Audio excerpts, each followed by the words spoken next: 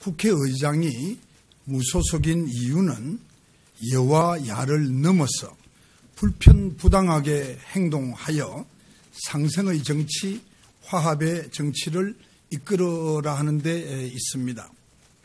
헌법과 법률에 따라 그저 주어진 일을 하고 있는 국회의장을 더 이상 흔들지 말 것을 요구합니다. 이제부터 국회 선진화법에 대해서 말씀을 드리겠습니다. 국회 선진화법은 19대 국회 내에 반드시 고쳐주기를 바랍니다. 20대 국회까지 식물 국회의 족쇄를 채울 수는 없습니다. 그러나 여당의 주장처럼 의장의 직권 상정 요건에 재적 의원 과반수가 본회의 부의를 요구하는 경우를 더하는 것은 너무나 위험하고 또 과격한 발상입니다. 이는 재적 과반수를 차지한 정당이 상임위 논의 등 모든 입법 절차를 건너뛰고 원하는 법안을 모두 통과시킬 수 있도록 하는 다수당 독재 허용 법안입니다. 이는 여당이건 야당이든 누가 다수당이 되더라도 마찬가지 상황이 됩니다. 또한 우리 국회를 또다시 몸싸움이 일상화되는 동물 국회로 몰고 전락시킬 것이 명약관화합니다. 여야 지도부 협상에서 정점 법안과 선거구 획정에 대한 논의가 일부 진전되고 합의에 이른 부분도 나오고 있습니다. 만약 지금 일방적으로 국회법 개정을 시도한다면 기존의 합의조차 모두 깨져 버릴 수가 있습니다. 모든 스포츠에서 볼 수 있듯이 경기의 룰, 경기의 규칙을 한쪽이 일방적으로 결정하지는 않습니다. 대한민국 헌정사에서 지난 67년 동안 지금까지 단 한 번도 국회 운영 절차에 관한 법을 어느 일방이 단독으로 처리한 적이 없습니다. 선진화법 개정은 국회 운영에 관한 룰을 바꾸는 것으로 여야의 충분한 협의가 필수적임을 다시 한번 강조합니다. 아무리 법안 처리가 시급하더라도 이런 식의 극약 처방으로 의회민주주의 자체를 죽음의 구렁텅이로 몰고 가서는 안 됩니다. 국회 선진화법이 가장 큰 오류는 의회민주주의 기본인 과반수 룰을 무너뜨리고 60%라는 초과반수를 요구한다는 점입니다. 현행 국회법의 위헌 소지 역시 바로 이 점이 핵심인 것입니다.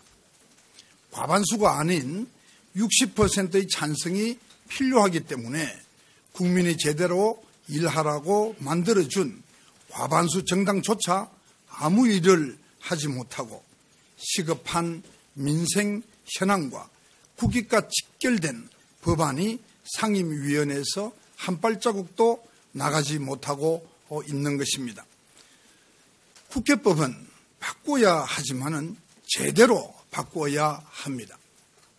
저는 국회 선진화법의 위헌적 요소를 근본적으로 제거하고 국회의 생산적 운영을 가능케 해 줄 수 있는 중재안을 마련했습니다. 그 내용을 국민 여러분들에게 간략하게 설명을 드리겠습니다. 첫째, 안건 신속처리 제도를 이름 그대로 신속처리 제도로 바꾸는 것입니다. 신속처리 안건의 지정 요건을 재적 의원 과반수로 바꾸고 심사기간을 75일로 단축하는 것이 핵심 내용입니다.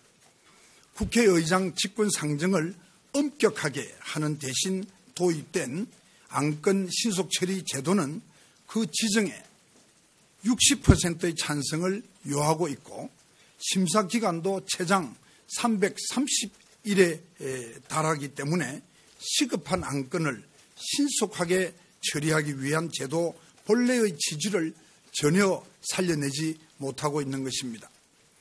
과반수의 요구로 신속 처리 대상을 지정하여 75일 이내에 처리한다면 시급한 민생 경제 현안에 즉시 대응할 수 있을 것입니다. 다만 이 제도의 남용을 막기 위해서 국민 안전에 대한 중대한 침해 또는 국가 재정 정제상의 위기가 초래될 우려가 명백한 안건의 경우에 한해서 신속처리 대상 안건으로 지정할 수 있도록 해야 합니다. 둘째는 법제사법위원회의 병목 형상을 개선하는 일입니다. 현재 법사위는 법안의 체계 자구 심사라는 본연의 기능을 넘어서 다른 상임위 소관 법안의 내용까지 수정하고 법안 처리를 지연시키는 등 쟁점의 중심이 되고 있습니다. 법사위의 심사 기간을 90일로 제한하고 90일이 지나면 본회의에 부의하여 법사위에서 법률안 처리가 지연되는 것을 방지하고자 합니다. 현행 선진화법에 따르면 법사위에 묶인 법안을 본회의에 부의할 때도 60%의 찬성을 요구하고 있습니다.